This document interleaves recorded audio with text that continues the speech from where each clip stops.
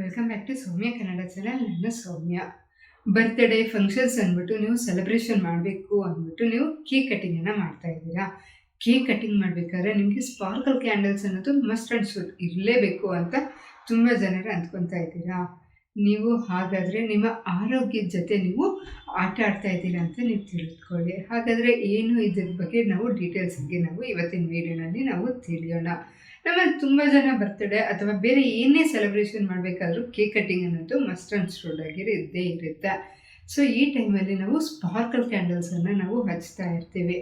ಈ ಥರ ಯೂಸ್ ಮಾಡಬೇಕಾದ್ರೆ ಈ ಥರ ಹಚ್ಚಿದಾಗ ಏನಾಗುತ್ತೆ, ಆ ಕ್ಯಾಂಡಲ್ಸಿಂದ ನಾವು ಹಚ್ಚಿದಾಗ ಆ ಕ್ಯಾಂಡಲ್ಸ್ ಒಳಗಡೆ ಇರೋ ಐರನ್ ಇರ್ಬೋದು, ಕಾಪರ್ ಇರ್ಬೋದು, ಜಿಂಕ್, ಅಲ್ಯೂಮಿನಿಯಂ, ಮೆಗ್ನೀಷಿಯಮ್ ಇಂತಹದೆಲ್ಲ ಕೆಮಿಕಲ್ ಮೆಟಾಲಿಕ್ ಕಾಂಪೌಂಡ್ ಎಲ್ಲ ಅದು ರಿಲೀಸ್ ಆಗಿಬಿಟ್ಟು ಅದೆಲ್ಲ ಕೇಕ್ ಮೇಲೆ ಬೀಳುತ್ತೆ.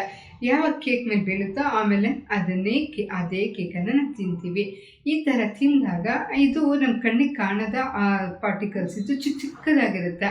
ಸೊ ನಮಗೆ ಗೊತ್ತಿಲ್ಲದೆ ನಾವು ಅದನ್ನು ಹಾಗೆ ತಿಂತೀವಿ. ಈ ಥರ ತಿಂದಾಗ ನಮಗೆ ಅನಾರೋಗ್ಯದ ಸಮಸ್ಯೆ ಎದುರಾಗುತ್ತೆ. ಇಲ್ಲಿ ನಾವು ಹ್ಯಾಪಿನೆಸ್ಗಂತ ಹೋಗಿ ನಾವು ಮತ್ತೆ ಅನ್ಹೆಲ್ತನ್ನು ನಾವು ಕರ್ಕೊತಾ ಇದ್ದೀವಿ.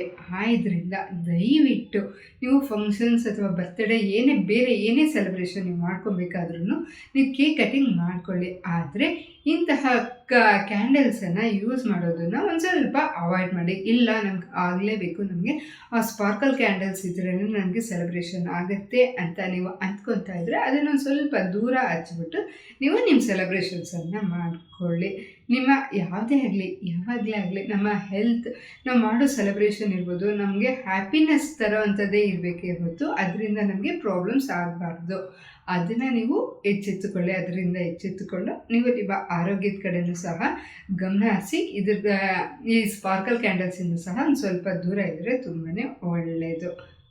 ಈ ವಿಡಿಯೋ ನಿಮಗೆ ಇಷ್ಟ ಆಗಿದ್ದರೆ ಪ್ಲೀಸ್ ಲೈಕ್ ಮಾಡಿ, ಶೇರ್ ಮಾಡಿ. ಇನ್ನೂ ಯಾರೆಲ್ಲ ನಮ್ಮ ಚಾನಲನ್ನು ಸಬ್ಸ್ಕ್ರೈಬ್ ಆಗಿಲ್ಲೋ ದಯವಿಟ್ಟು ಈಗಲೇ ನಮ್ಮ ಚಾನಲನ್ನು ಸಬ್ಸ್ಕ್ರೈಬ್ ಮಾಡ್ಕೊಳ್ಳಿ. ಧನ್ಯವಾದಗಳು.